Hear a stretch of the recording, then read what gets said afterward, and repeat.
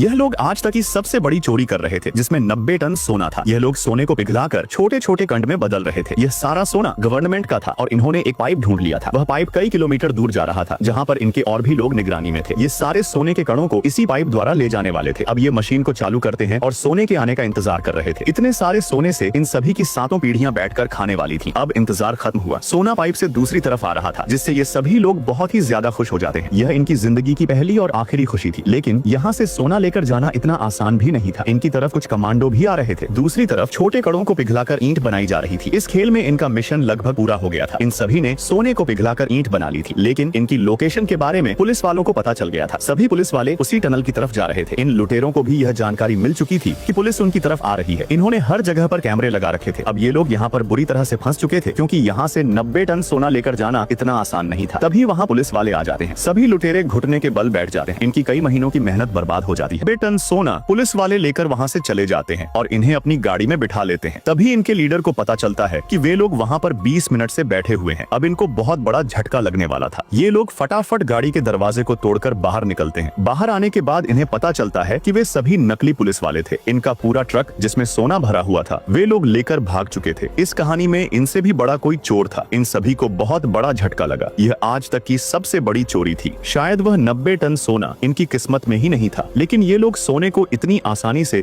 किसी रे गहरे के हाथ में नहीं जाने देंगे। अब ये लोग उनका पीछा करने का फैसला करते हैं। इन्होंने अपने सोने के ट्रक में GPS लगा रखा था। वे अपनी बाकी टीम को भी बताते हैं कि उनका सोना चोरी हो चुका है। थोड़ी देर बाद वे लोग उस लोकेशन तक पहुंच जाते हैं। अब ये लोग ट्रक में उन लोगों को ढूंढते हैं, लेकिन वहां पर इन्होंने अब उनका पूरा 90 टन सोना चुरा लिया था। यह लोग बहुत ज्यादा खुश थे, लेकिन वह लोग भी इनके बाप थे। ये सभी अपनी गाड़ी से उनका पीछा कर रहे थे। इन्होंने अपने सोने से भरे ट्रक में GPS लगा रखा था और ये लोग GPS की मदद से उनकी लोकेशन तक पहुंच जाते हैं। ये लोकेशन एक पूरी खदान थी। अब ये लोग अपनी गाड़ी से बाहर उतरते हैं। ये उन गाड़ियों में देख रहे थे, लेकिन उन गाड़ियों में कोई भी नहीं था। तभी अब पीछे वाला दरवाजा खोलने वाले थे। जैसे ही ये दरवाजे को खोलते हैं, वहाँ पर ना तो सोना था ना कोई आदमी। उन लोगों ने इनको पागल बना दिया था। वो लोग इनसे भी ज्यादा शातिर थे। तभी इनके लीडर ने देखा कि वहाँ पर गाड़ियों के निशान थे। ये उन गाड़ियों के निशान को देखकर अंदाजा लगाता है कि कैसे उन सभी ने सोने को छुपाया होगा। वो लोग सोने से भरे ट्रक में मिट्टी डाल रहे थे ताकि किसी को लगे कि यह कचरे की गाड़ी है, लेकिन ये केवल इसका अंदाजा था। तभी ये अपने साथियों को फोन करके बताता है। ये कहता है, इस एरिया के सभी कैमरे चेक करो। अब ये लोग CCTV कैमरों को चेक करते हैं, लेकिन इनको उस फुटेज में कोई भी कचरे की गाड़ी नहीं दिखाई देती। उन साथियों ने नकली फुटेज लगा दी थी। इनका लीडर कहता है कि उन्होंने आसपास किसी जमीन में सोने को दफनाया होगा और इसकी बात बिल्कुल सही होती। अब ये लोग 90 टन सोने को जमीन में दबा रहे थे। इस आदमी का अंदाजा बिल्कुल सही निकला था कि वो लोग सोने को जमीन में दबाएंगे। अब ये लोग सोने को दबाने के बाद उसके ऊपर एक घर शिफ्ट करते हैं। इन्होंने थोड़ी ही देर में उस सोने के ऊपर बहुत ही शानदार घर बना दिया था। इसे देखकर कोई सोच भी नहीं सकता था कि सोना इसके नीचे होगा। ये लोग यहाँ से चले जाते हैं। यहाँ पर उस लीडर के सभी लोग एक एक करके पकड़े जा रहे थे। 90 टन सोने को चुराने के बाद ये लोग बुरी तरह से फंस चुके थे और उनके पास सोना भी नहीं था। अब ये पुलिस वाला उनके लीडर को फोन करता है और इस लड़की की आवाज सुनाता है। लड़की की आवाज सुनते ही उसे जोर का झटका लगता है, क्योंकि उसने कभी सोचा भी नहीं था कि उसके लोग पकड़े जाएंगे। ये आदमी अब चारों तरफ से फंस चुका था। वह पुलिस वालों से कहता है, मैं सरेंडर करने के लिए तैयार हूँ और इस खेल को यहीं खत्म करते हैं। लेकिन ये लड़की अपने लीडर को मना करती है। लीडर इस लड़की से कहता है, तुमको सोने को ढूंढना होगा। इनमें से किसी को भी नहीं पता था कि लीडर अब कौन सी चाल चलने वाला था। इस लीडर ने पहले से ही प्लानिंग कर रखी थी। अब ये लोग सोना ढूंढने चले जाते हैं और लीडर पुलिस वालों के पास पहुंच जाता है। पुलिस वाला उससे पूछता है, सोना कहाँ है, लेकिन वह कहता है, मुझे नहीं पता। तभी पुलिस वाला उसकी गर्दन पकड़कर उसे सभी के सामने लाता है और कहता है, सोने के बारे में पूछता है, लेकिन यह कहता है, मुझे नहीं पता। तभी वो इसकी गर्दन को पकड़कर इनके पास लाता है और कहता है, देख इसकी आंखों में, इनको अब पूरी जिंदगी जेल में सड़ना होगा। और देख इस लड़की की आंखों में, जब यह जेल से बाहर आएगी तो इसका लड़का 40 साल का आदमी होगा। ये सब तेरी वजह से हुआ है। सभी अपने प्रोफेसर से बहुत ज्यादा नाराज थे, लेकिन वो अंदर से प्यार भी करते थे। अब कर्नल कहता है, जो भी मुझे 90 टन सोने के बारे में बताएगा उसे हमेशा के लिए आजाद कर दिया जाएगा। लेकिन तभी प्रोफेसर कहता है, कर्नल